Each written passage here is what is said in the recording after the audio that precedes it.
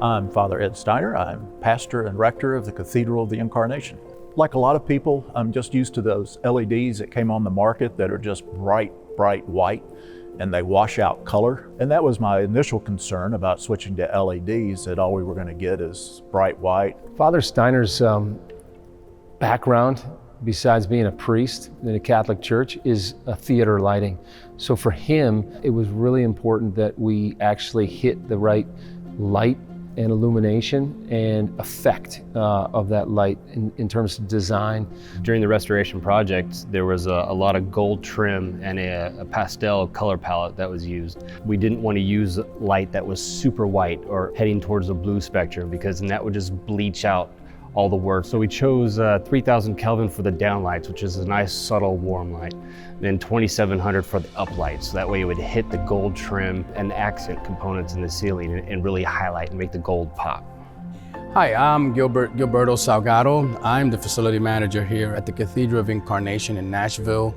I'm very excited because, again, it cuts back on the cost, the labor to swap out these bulbs. The lighting is unbelievable. And then with all the work that was done, I mean, it really brings everything out. It brings the whole church, it brings it alive. It looks alive. It doesn't look dull and old like before. We designed the new lighting system to have multiple zones, and each zone is completely adjustable independent of the zone next to it. So really, it allows a church to design custom scenes for a given scenario. Being able to control the light is really important, because most of the time it's just going to be a nice set, keep things good and bright so people can see and enhance the environment and the sacred images that are all around the church. But then there are times too that you want a much more subdued light, especially during Lent, during Holy Week. You want to be able to control the environment so you can set a mood. And I was pleased with the newer LEDs, you can do that. I like the fact that I don't have to mess with an old panel. I like the fact that I can, if I needed to, I could use my tablet because it's web-based.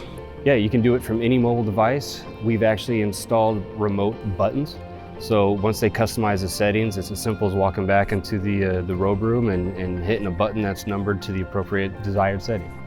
With Helios coming in very late in the game, and then everything getting done in a timely manner on the same schedule as everybody that had months and months to plan, it was nothing, to use a spiritual word, it was nothing short of miraculous. And like I said, when we first powered up, I mean, the lighting, right away, it's like the gates opened, and the angels started singing, it's like, oh, it was great. On average, we've measured at least a 7-fold in light output, or I should say light availability, across the entire church. We're actually seeing about 85% savings from the existing lights that were there before we started.